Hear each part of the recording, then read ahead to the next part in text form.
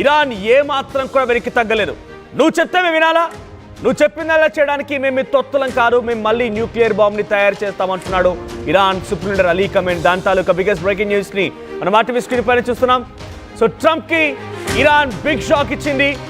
Nuclear programme తిరిగి ప్రారంభిస్తున్నట్టుగా ప్రకటించారు Iran supreme leader Ali Khamenei. Trump వార్నింగ్ని ఏమాత్రం పట్టించుకోలేదు ఇరాన్. ఇప్పటికే 3 న్యూక్లియర్ స్థావరాలైనటువంటి నతన్జా, ఫోర్డో, ఇస్ఫహాన్ ప్రాంతాల్ని పూర్తిగా అటు అమెరికా తన దాడిలో కుప్పకూల్చామని చెప్తోంది. కానీ ఇరాన్ ఏం చెప్తోందంటే, మీరు ఎలాగైనా దాడి చేస్తారని తెలిసిన మేము 1 నెల రోజుల ముందుగానే మొత్తం అక్కడి నుంచి ఎవాక్యుయేట్ చేశాం. మా దగ్గర ఇప్పుడు 400 కేజీల యురేనియం ఉంది, దానితో 10 న్యూక్లియర్ బాంబులు తయారు చేయగలుగుతాం, మీరేం చేస్తారో చూస్తామన్నట్టుగా ఇరాన్ ఇప్పుడు అమెరికాకి చాలా పెద్ద ఎత్తున వార్నింగ్ ఇస్తోంది. అమెరికా ప్రధానంగా ఇరాన్ పైన దాడి చేయడం గల కారణం న్యూక్లియర్ని ప్రయోగించడమే. న్యూక్లియర్ వెపన్ని తయారు చేయడం కారణంగానే ఈ యొక్క దాడి అమెరికా ఇరాన్ పైన చేసింది. అటు ఇజ్రాయెల్ యొక్క ఎత్తుగడ, ఇజ్రాయెల్ యొక్క మాట కూడా అదే. ఇరాన్ న్యూక్లియర్ వార్ తయారు చేస్తానంటోంది, న్యూక్లియర్ వెపన్కి తయారు చేస్తానంటోంది. దాని ద్వారా న్యూక్లియర్ వార్ జరిగే అవకాశం ఉంది. ఇప్పటికే 9 అణుబాంబులు మా పైన ఎక్కుపెట్టి ఉంచారు. ఆ ఎక్కుపెట్టి ఉంచడం వల్ల ఏ క్షణమైన వాళ్ళు ట్రిగర్ నొక్కితే మేము పూర్తిగా కూడా న్యూక్లియర్ వార్లో భస్మం అయిపోతాం. కాబట్టి అంతకంటే ముందుగానే మేమేంటో, మా సత్తా ఏంటో ఇరాన్కి చూపించామని చెప్పి ఆపరేషన్ రైజింగ్ లైన్ పేరుతో జూన్ 13వ తేదీన అటు నెతన్యాహు పెద్ద ఎత్తున యుద్ధం ప్రకటించారు. అతని ఆర్మీ చీఫ్ ఇయాల్ జమీర్కి ఆదేశాలు జారీ చేసి రాత్రికి రాత్రే ఇరాన్లోకి చొరబడిపోయి పెద్ద ఎత్తున మిసైళ్ల వర్షాన్ని కురిపించారు ఇజ్రాయెల్. అయితే ఆ తర్వాత ఇరాన్ కూడా దాడి చేసింది. సుమారుగా 12 రోజుల పాటుగా యుద్ధం జరిగింది.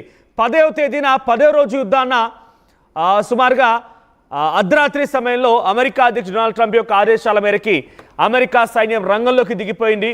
ఏకంగా అక్కడ ఉన్నటువంటి న్యూక్లియర్ స్థావరాలను మట్టుబెట్టింది. 3 న్యూక్లియర్ స్థావరాలు, ఫార్దో, ఇస్ఫహాన్, నతాన్జా, ఈ 3 న్యూక్లియర్ స్థావరాలను కూడా పూర్తిగా మట్టుబెట్టింది. ఏకంగా ఫార్దో ప్రాంతంలో అయితే సుమారుగా కొన్ని వందలాది మీటర్ల లోతులో యురేనియం శుద్ధి జరుగుతున్న విషయాన్ని కనుగొన్నటువంటి అమెరికా తమ దగ్గర నుండి GBU B2 బాంబర్ అంటే భూమి లోపలికి సైతం చాలా పెద్ద ఎత్తున చొచ్చుకు వెళ్ళేటువంటి సామర్థ్యం ఉన్నటువంటి బాంబర్లు అవన్నీ కూడా సుమారుగా 60 మీటర్ల లోతుల వరకు కూడా చాలా బలంగా దూసుకు వెళ్ళిపోయి భూమిని సైతం చీల్చుకుంటూ వెళ్ళిపోయి అక్కడ బ్లాస్ట్ అవుతుంది ఆ మిసైల్.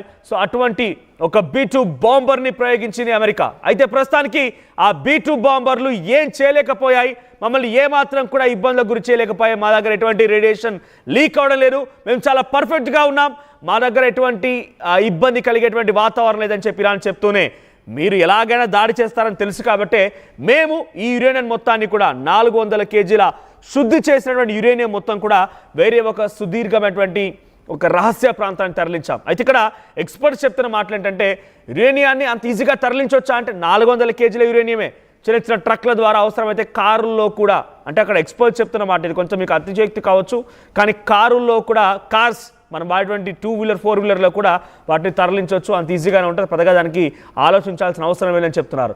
400 కేజీల యురేనియం మా దగ్గర ఉందంటే దానితోని 10 న్యూక్లియర్, మీరు ఒక్కదాన్ని తయారు చేస్తానని చెప్తేనే మీరు ఇంతగానం పెద్ద ఎత్తున రాద్ధాంతం చేసి మాపై దాడి చేశారు కదా, మేము ఒక్కటి కాదు ఇప్పుడు 10 తయారు చేయబోతున్నామని చెప్పి చాలా కరాఖండిగా ఇరాన్ చెప్తోంది. ఈ నేపథ్యంలో అమెరికా లక్ష్యం ఇంకా చేరినట్టుగానే ఉంది. అమెరికా లక్ష్యం ఏమాత్రం నెరవేరలేదు. ఎందుకంటే అమెరికా ఏం చెప్పింది, మేము న్యూక్లియర్ స్థావరాన్ని, న్యూక్లియర్ ప్రయోగాన్ని అడ్డుకుంటామండి, న్యూక్లియర్ ప్రయోగం చేస్తే ఎట్టి పరిస్థితుల్లో ఊరుకోమని చెప్పింది. అందుకే న్యూక్లియర్ స్థావరాల టార్గెట్ చేసింది. ఇజ్రాయెల్ కూడా మొదటగా ఆలోచించింది, చెప్పింది, అరే మా పైన దాడి చేసేందుకు 9 అణుబాంబులు సిద్ధంగా ఉన్నాయి, ఎక్కుపెట్టి ఉంచాం, ఒక్కసారిగా ట్రిగర్ నొక్కితే ఇజ్రాయెల్ భస్మమైపోతుందని చెప్పి పదే ఇరాన్ చెప్పింది. కాబట్టి మేము ముందుగానే మా ముసాడ్ లాంటి ఒక అద్భుతమైనటువంటి ఇంటెలిజెన్స్ సంస్థ ద్వారా ఆ విషయాన్ని తెలుసుకున్నాం. అందుకే మేము దీనిపై దాడి చేసాం.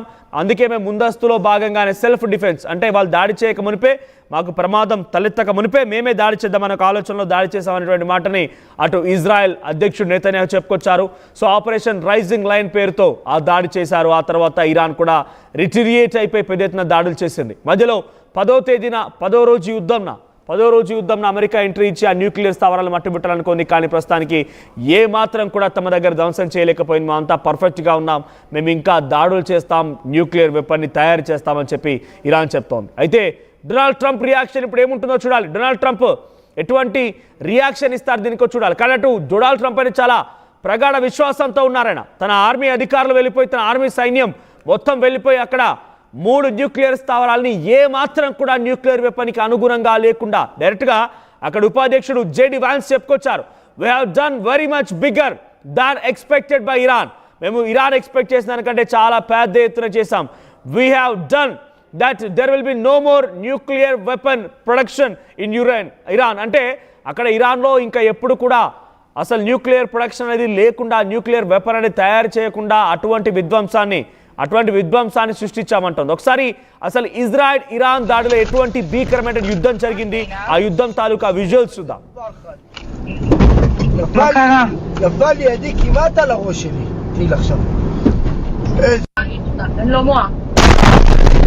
בית חנן, בית עובד, לא נראה לי אצלך. יואו, איזה פחד. מה, עינב? השם ישמור, איזה פחד. מה קרה? נפל לידי כמעט על הראש שלי. תהיל עכשיו. לא מועה. בית חנן, בית עובד, לא נראה לי אצלך.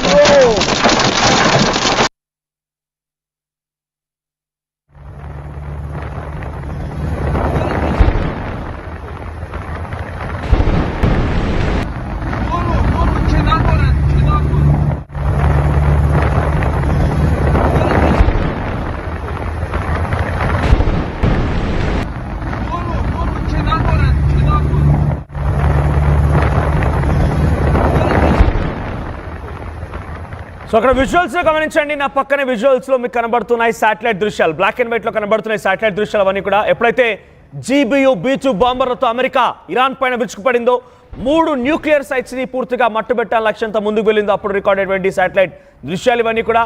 సో ఒక్కసారిగా B2 బాంబర్ని వదిలేస్తారు. అక్కడికి వదిలేయగానే అది చాలా వేగంగా బలంగా వెళ్ళిపోయి 60 మీటర్ల లోతు వరకు చొచ్చుకు వెళ్తుంది. భూమిని సైతం చీల్చుకొని వెళ్ళిపోయి అక్కడ బ్లాస్ట్ అవుతుంది ఈ మిసైల్. సో దీంతో అక్కడి ఫార్దో ప్రాంతాలటువంటి ఆ న్యూక్లియర్ స్థావరాలు పూర్తిగా కూడా ధ్వంసమవుతూ ఉంటాయి. యురేనియం పూర్తిగా కూడా ధ్వంసమవుతుంది. ఇకపై వాళ్ళు ఏం చేయలేకపోవచ్చు అనే ఒక ఆలోచనతో అమెరికా ఈ దాడులు చేసింది. కానీ ఇప్పుడు అమెరికా ఏం చెప్తుందనంటే, పులిని దగ్గర నుంచి చూడాలనుకో పర్వాలేదు, కానీ జూతో ఏదో డైలాగ్ ఉంటుంది చూస్తారా పవన్ కళ్యాణ్, అటువంటి విధంగా ఇప్పుడు ఇరాన్ చెప్తుంది. ఏమంటే, మీరు దగ్గర నుంచి చూడాలనుకోండి పర్వాలేదు, కానీ చనివిచ్చింది కదా జూతో జడేయాలనుకుంటే పొరపాటు పడ్డట్టు అన్నట్టుగా ఇరాన్ చెప్తోంది. మీరు చనివిచ్చాం కదా అని చెప్పి మీరు డైరెక్ట్గా దాడి చేస్తామనుకుంటే మా దగ్గర తప్పు జరిగింది అనుకుంటే పొరపాటే. ఇక్కడ మాకు ఇంకా స్థావరాలు పర్ఫెక్ట్గా ఉన్నాయి. అక్కడ ఆల్రెడీ శుద్ధి చేసినటువంటి 400 కేజీల యురేనియం తరలించాము. సో కాబట్టి ఆ యురేనియంతో మళ్ళీ 10 బాంబులు తయారు చేస్తాము. మీరు చెప్తే వినడానికి మేమేం ఇజ్రాయెలో లేకపోతే మీ కింద పెంపుడు కుక్కలమో కాదన్నట్టుగా ఇరాన్ చెప్తోంది. సో ఇరాన్ యొక్క వ్యాఖ్యలు ఇప్పుడు మరోసారి కొంత ఆందోళన కలిగిస్తూ ఉన్నాయి. ఇరాన్ ఈ రకమైన వ్యాఖ్యలు చేయడంతో ఇరాన్ పైన ఇంకా శత్రు